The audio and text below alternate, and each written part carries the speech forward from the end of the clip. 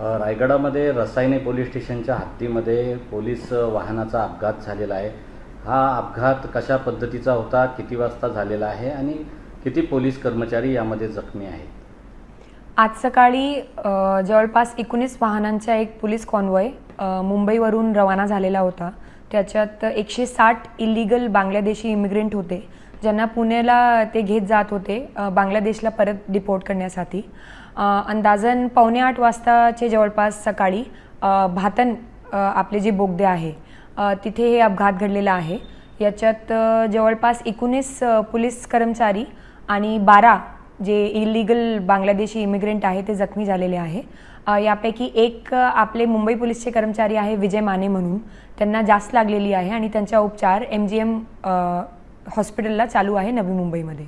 या संदर्भामध्ये वाहनावर कोणत्या गुन्हा दाखल झालाय का, कोणत्या पोलीस स्टेशनमध्ये कार्यवाही सुरू आहे? याच्यात एकूण 6 वाहन अपघातग्रस्त झालेले आहे आणि त्या वाहनांबद्दल आणि हे पूर्ण जे अपघात घडलाय याच्या दाखल करण्याची प्रक्रिया रसायनी पोलीस स्टेशनमध्ये चालू आहे।